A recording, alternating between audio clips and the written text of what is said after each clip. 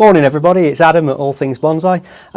Video we're going to do today is on pruning of Kiyohime Japanese maples. So Japanese maples have a number of varieties. One of the varieties is called Kiyohime. One of the features of Kiyohime is it has almost a dense sort of bush forming habit, so it naturally leans itself towards broom style trees. But there's a snag with Kiyohime maples, which is to do with backbudding and how to manage the foliage, because unlike some Japanese maples, they don't like backbudding. So what we need to do is just look at what that is and what we do to prune it properly. Okay, so let me show you why Kiyohimes are different to some of the other varieties of Japanese maples. If we have a look at this branch here, your foliage is on the end here, and you've got the main length of the branch just running down here.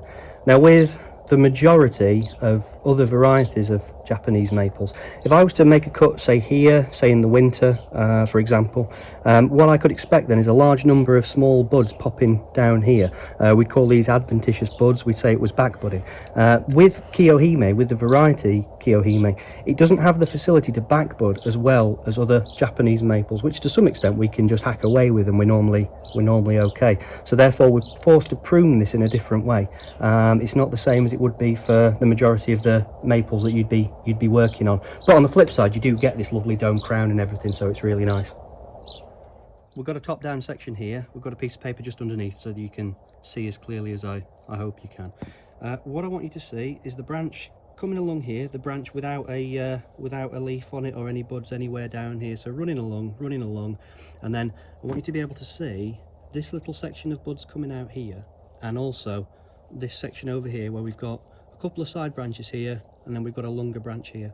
Okay, so if I let this run for too long, then we're going to lose some of the delicate internal stuff, because all the energy is going to go around the edge. Now what I can't do with a Kiyohime maple is I can't nip that back there, for example, because there's no buds and no foliage further inside. So this is my closest in set of leaves and so buds. Do you see what I mean? So what I need to do then is, when I'm pruning, is I need to just come back to the point just beyond there, because I can't go any further. So I don't want all this long stuff here. The tree is big enough, and I'm happy with the overall size of it, so I just want to manage that foliage. So in this circumstance, what I'm going to do is I'm going to come back just to that bud there. I'm going to remove that bit, and then I'm over here onto this one. Look, and can you see the same thing? Look, we've got a little bit of foliage coming off this branch here, and then it moves along to this point here, and then there's one coming off one way, one coming off the other way, but then I've got the longer section here, this middle section. Can you see that all right, Ash? Yeah, you got it? Yeah, you got it? Okay, so in that case, I'm going to nip off that one there, and then I've managed the amount of length on the branches.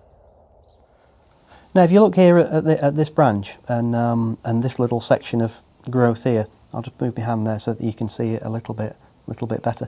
Now that was actually a backbud that popped out a couple of years ago now.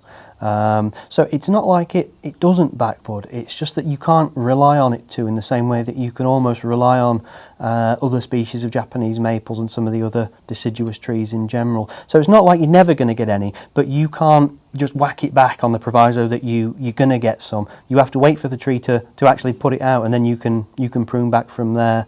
So that's the way to think about it in terms of the pruning.